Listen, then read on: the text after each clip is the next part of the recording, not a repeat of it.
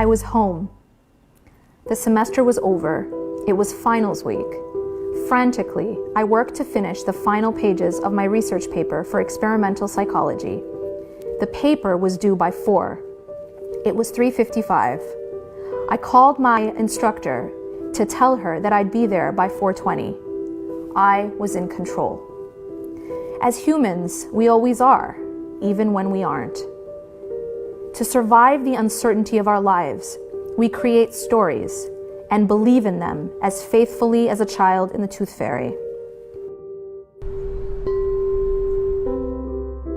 Among the most convincing of these stories is the belief in the omnipotence of human control. We believe, almost as fact, that the world around us is subject to our will and that it is in our control. We believe this because it seems too scary not to. It was 4:05 when I got into my car. It was raining then. I was in a hurry. After dropping off my paper, I had to go see my father in the hospital. We never thought the pain was his heart. For years, he would get those attacks, pain in the middle of his chest that his doctor passed off as asthma. But recently, it had gotten worse. It wasn't unexpected. A lot had changed that year, and if there was one thing my father hated, it was change. He surrounded himself so much with what was familiar, and any threat to it disturbed him. He filled his office with hundreds of pens, unwilling to throw a single one away. By keeping each pen, he maintained his sense of control. But he couldn't control the change that happened around him. That year, my sister got married and my mother moved for work. It was hard on my father, and his heart paid the price. It was 4:10 now, but I wasn't worried. I knew I had enough time before I needed to meet my mother. She was already at the hospital. She would have it no other way. When my mother first heard he was sick, the news so consumed her that she tripped on the stairs and sprained her ankle. Until now, she can't even remember how. That's always how she was.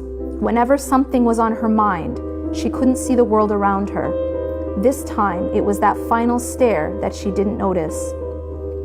It was just another detail that threatened to disturb the balance and depth of her thoughts, a detail that threatened her sense of control. At the time she heard the news, she was working in New York. It was a job she had worked hard for.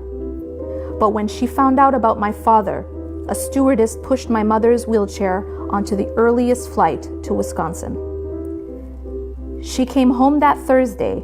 The emergency bypass surgery was scheduled first thing Monday morning. The whole thing would be over in a few days. No problem. The doctor was in control. It was 4:12 now, and my younger sister and I were on our way. It was raining more then, so when the light turned yellow, I decided I had plenty of time to get through the signal. But the car in front of me didn't think so. It stopped. It must have been seconds, but took hours. I left my house at 4:05 to be at school by 4:20. My father entered the surgical room on Monday to be out by Friday. We're all in control. We make our plans, we draw them out and fill them in. My car would never make it to campus. My car would never go anywhere again. My father never left the hospital that Friday or the next. My father would not leave the hospital for the next 5 weeks.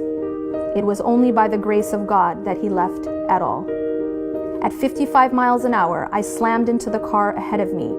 At 48 hours after his surgery, my father had a heart attack and went into heart failure. The car never asked my permission, and neither did his heart. There was nothing either of us could do to control it. It was 5 o'clock. A tow truck dropped me off. I was 45 minutes late and right back where I'd started. I was home. Reclaim Your Heart was made available in part through social media by Islamic Relief USA.